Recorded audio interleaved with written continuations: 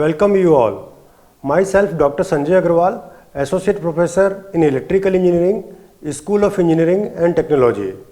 I am going to offer course which is available on the MOOC, that is Renewable Energy Technology and their uses. Dear learner, in this particular session we are going to discuss photovoltaic effect, and then we will discuss what is a solar cell and how you can calculate the efficiency of the solar cell. As you know, photovoltaic is the technology for conversion of solar radiation directly into electricity. A photovoltaic cell, also called a PV, that is photovoltaic, or a solar cell, is the device used for this purpose. And what is the purpose? Purpose is converted solar energy into electrical energy. Solar cells are generally made of high purity silicon wafer. Several materials such as silicon thin films like polycrystalline and amorphous, then gallium arsenide, cadmium telluride, copper indium diselenide, etc. are used to make solar cells. The PV technology has emerged as a promising technology to generate electricity for small application like lighting and meeting other electrical needs of household in unelectrified areas. Unelectrified area means where electricity is not available. Solar PV technology offers an excellent opportunity to provide electricity in a decentralized manner at locations where it is difficult to make grid power due to scattered population. This is because it is not economical to take grid connected power to such location. Moreover, solar radiation, the source of solar energy, is free, as you know, and it is also very clean and it is available in abundance. So now we have to understand what is a photovoltaic effect. The photovoltaic effect is defined as the process of generation of an electromotive force as a result of the absorption of solar radiation. The device used to convert sunlight to electricity by the use of photovoltaic effect are called solar cells or PV cells. The photoelectric effect was first observed in 1839 by a French physicist, that is Edmond Becquerel, who found that certain materials are capable of producing a small amount of electric current when exposed to light. In 1873, British scientist Smith observed that ability of selenium to conduct electricity increased in direct proportion to the amount of light falling on it. In 1880, Charles Fritts made the first selenium-based solar cell. In 1905, Albert Einstein described the nature of the light and the photoelectric effect on which photovoltaic technology is based. Albert Einstein won a Nobel Prize in physics for this. The first silicon-based photovoltaic module was built by Bell. It was too expensive to gain widespread use. In 1960s, the space industry began to make the first serious use of the PV technology to provide power aboard spacecraft. Through the space program, the technology advanced, its reliability was established, and the cost began to decline.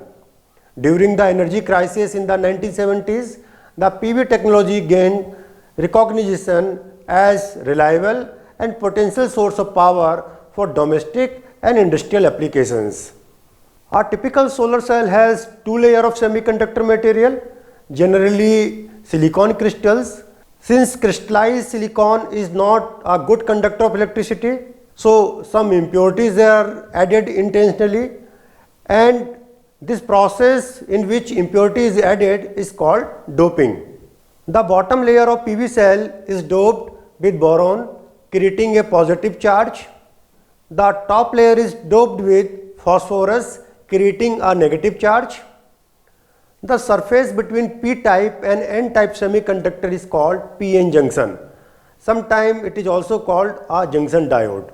The movement of electron from p-type layer to n-type layer results when sunlight gets absorbed at the p-n junction. You may understand photovoltaic effect by observing one by one. So first you can understand like this, that solar radiation, basically it is sunlight, are made of bundles of the light energy which is called photons or light quanta.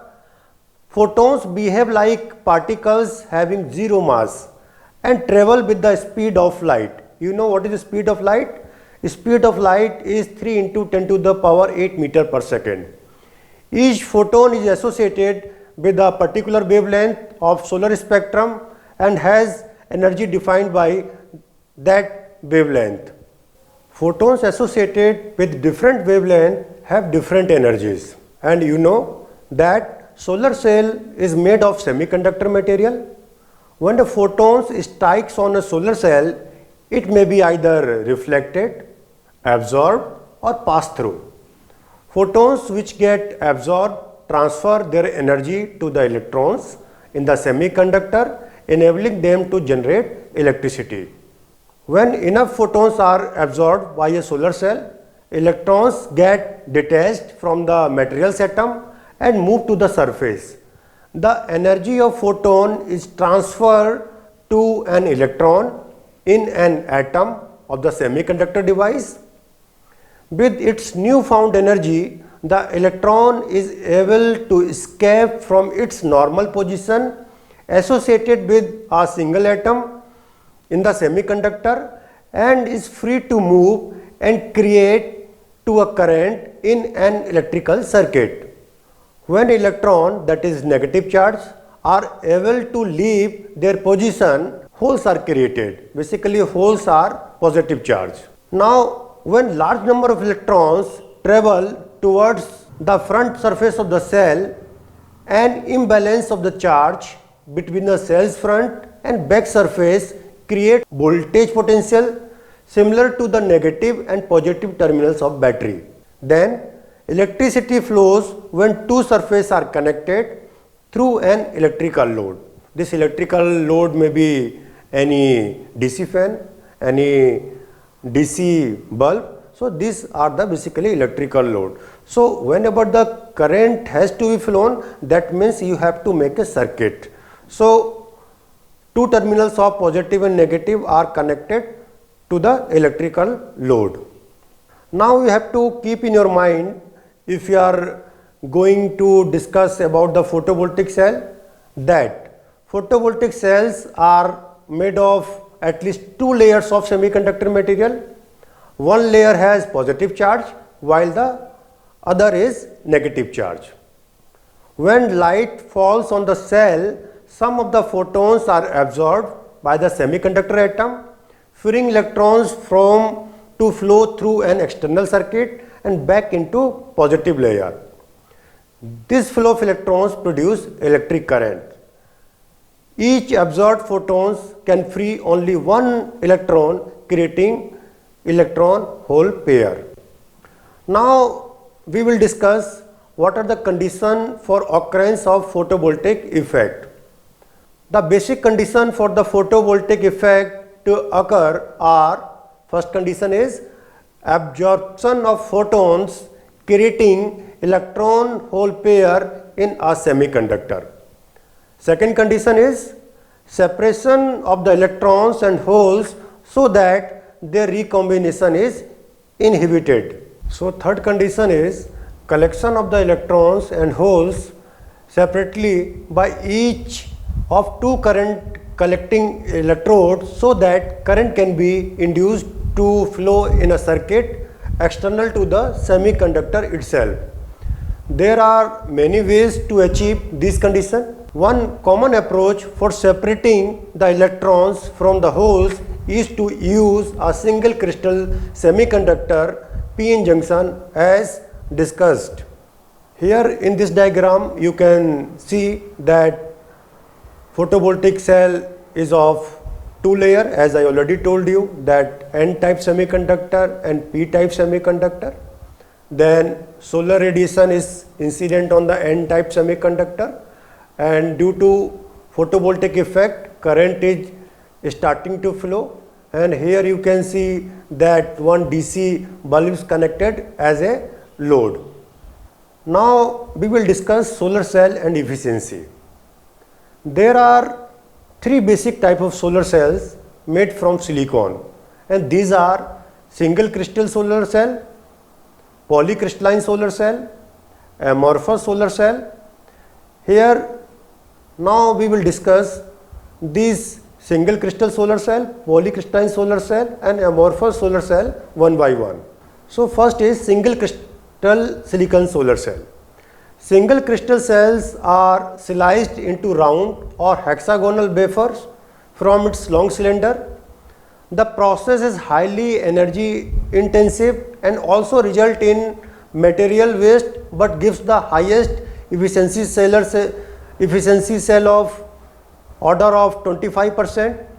The process is highly energy intensive and also result in material waste, but gives the highest efficiency cells of the order of 25%, which could be further enhanced to about 30% when used in combination with concentrator.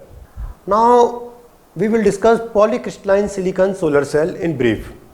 The polycrystalline cells are made of molten silicon cast into ingots or drawn into sheets and thereafter sliced into squares. The efficiency of these cells is about 15%, but cost is relatively less as compared to single crystal solar cell. The third solar cell that we can discuss here, that is amorphous silicon solar cell. The silicon is spread onto a glass or metal surface in thin film. This results in making the module in one step. The production approach is least expensive, but the efficiency of these cells is about only 5%.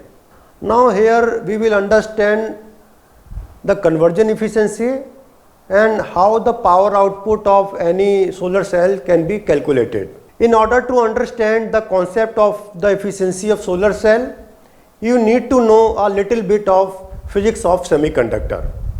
When P-type and N-type semiconductor are brought in close contact, a p-n junction is formed. P-type and N-type semiconductor are relatively good conductor, but the junction where they are joined becomes non-conducting. This non-conducting layer is formed because electron in N-type and holes in P-type recombine and eliminate each other. A common solar cell is basically a large p-n junction. When sunlight falls on a semiconductor p-n junction, electrons within the crystal lattice may be freed, creating thereby an electron hole pair. These free carrier pairs are separated by a p-n junction and contribute to electric current. Only photons with a certain level of energy are able to free electrons in semiconductor material from their atomic bonds to produce an electric current. This level of energy, known as the band gap energy, is the amount of energy required to dislodge an electron from an atom and allow it to become part of an electrical circuit. However, photons with more energy than the band gap energy will expand that extra amount as heat when freeing electrons. A key to obtaining an efficient PV cell is to convert as much sunlight as possible into electricity. Crystalline silicon has band gap of energy of 1.1 electron volt. The band gap energy of other effective photovoltaic semiconductor range from 1 to 1.6 electron volt. Photons in this energy range can free electrons without creating too much extra heat. The photon energy varies according to the different wavelength of the light. The entire spectrum of sunlight from infrared to ultraviolet has photons of energy range from 0.5 electron volt to about 2.9 electron volt. Solar radiation are electromagnetic radiation which travel at the speed of light. The speed is related to the wavelength and frequency of radiation by this equation, which can be written as C is equal to lambda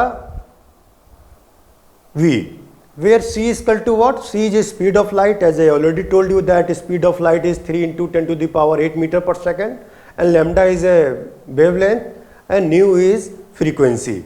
So according to quantum theory, an electromagnetic wave is made of discrete bundle of energy called photon energy, that is h nu. So you can write E is equal to h nu, where this E is energy of photon and h is Planck constant, which have value 6.6 into 10 to the power minus 34 joule second.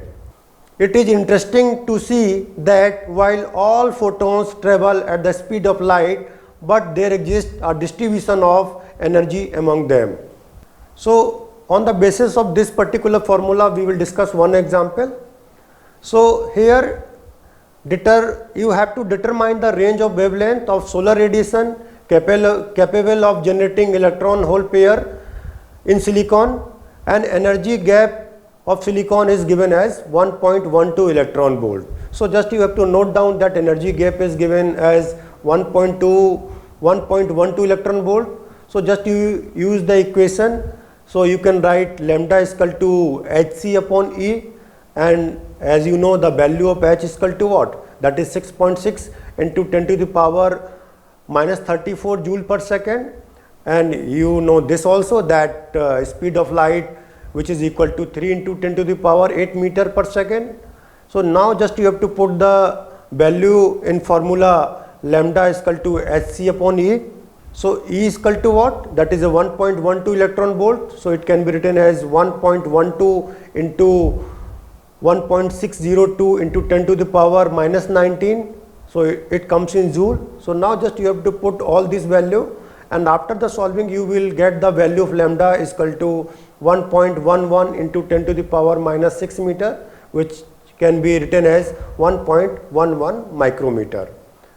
So dear learner, in this particular session we have discussed what is a photovoltaic effect, and you know photovoltaic effect is basically if solar energy is converted into electrical energy, that is called photovoltaic effect.